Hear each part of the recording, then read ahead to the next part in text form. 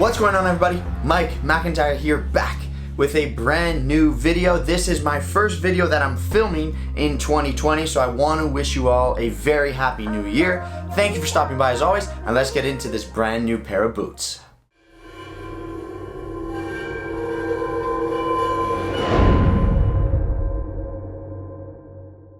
Okay guys, so today we have a brand new unboxing from Puma. These boots are not even released yet, so I'm super lucky to get my hands on these. Big thanks to Kiss Soccer and Puma for hooking me up with these boots right here. They're unreleased. They're the next colorway, the next big colorway of the Future 5.1. The brand new Futures came out a couple of weeks ago, maybe a month or so ago, with the blue and black colorway. I love the look of those boots, and I wanted to try a pair for myself. So these are mine. Let's take a look at the brand new Puma Future 5.1. Again, they're not even out yet. So we're gonna show you what these boots are all about. We're gonna open the box. There we go.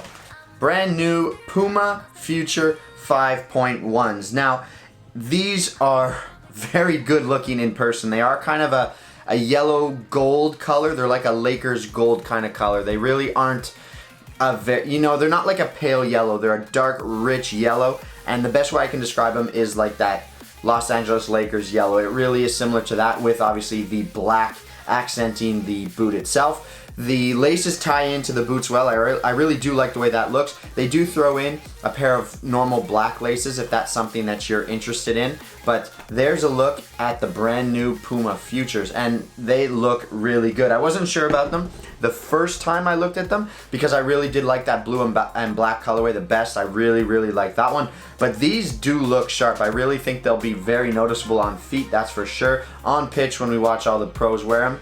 And they are a great looking boot. So let's talk a little bit about the boot itself, the Future 5.1, because this is in fact my first review of the Future 5.1. So it's the next generation of the Puma Future. The last two, in my opinion, really weren't that good. I did a review of, I'll call it the 3.1, but it might have been the 19.1. I don't remember because they've switched their naming, and Puma just tends to release a ton of boots. The last gen I really didn't like. They did give the upper a very thick and a very rough surface with very firm pieces of knit that stuck out like little squares, and that was featured all over the upper. This, on the other hand, is what I think the Puma Future should be all about. It's definitely the best upper we've ever seen on any Puma Future. I really like the package that you get. I think the collar is good. I love the materials, and it's the best of both worlds. I really liked my Puma Evo Power Vigors. They had a great upper material, super flexible. I love the shape of the boot, and it fit my foot really well. And essentially this is another level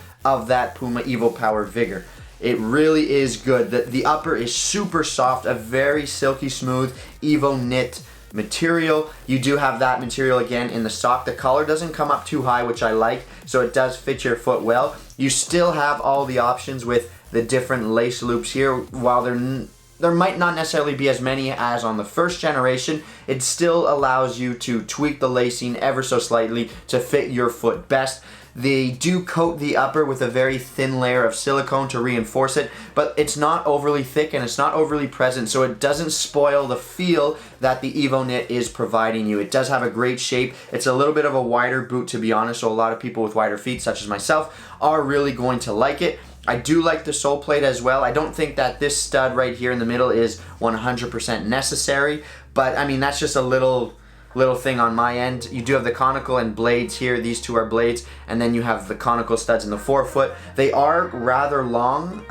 The heel isn't so bad, but I did notice that the four in the forefoot here, the four conical ones, are a smidgen too long in my opinion. I don't think it's gonna give you any problems on turf because they are conical, so they can pivot, but they are a little bit long. I don't think they need to be that long. Take off a millimeter or two, and I actually think it would make a big difference to the length of the studs. There is an internal heel counter, and that is pretty much the makeup of the boot. Again, it's by far the best Puma Future we've ever seen. I think this is what they should have released 2 or even 3 generations ago in order to improve the silo itself. Again, my favorite Puma boot that I've worn up until this point is that Puma Evo Power Vigor. It was the best boot. The collar wasn't necessarily my favorite on that one, but the shape, the material, and everything that that boot did offer was definitely my favorite Puma boot up until this point, and I strongly think that this one will take it. I really think that this upper is as close as we can get to that one, but being a more evolved and a better version of that evoknit material. The sock is a little bit better, so I think the overall collar is going to fit my foot better. And again, it's a wide foot, so I fully expect these to be very, very comfortable on feet. Speaking of that, let's get them on feet and we'll talk about fit and feel. And just like we expected, because the boot is made out of a wider fitting last, it's a wider sole plate, so your foot definitely has a lot more room.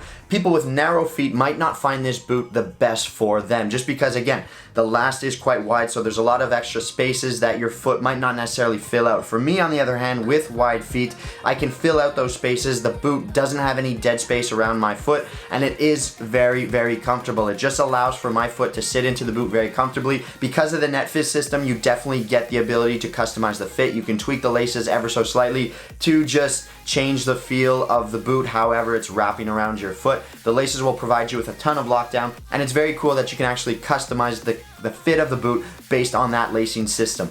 As far as sizing goes, go true to size. I definitely think that that is the best option in the Puma Future. I don't think there's nearly as much dead space as on the Puma 1 5.1. It does wrap your foot super snug, but it does still feel very comfortable, and it's definitely one of the best options for wide-footed players. Again, true to size if you want a pair for yourselves. And again, the upper is the one that makes this boot. It's definitely the highlight of the boot. It feels very, very responsive, very comfortable, super soft, and very, very flexible while still being pretty durable overall. So again, I'm a huge fan of this 5.1. It's something that I think Puma should have done 3 generations ago. It's a huge, huge release for Puma. Definitely a step in the right direction, because the last 2, in my opinion, were a step back.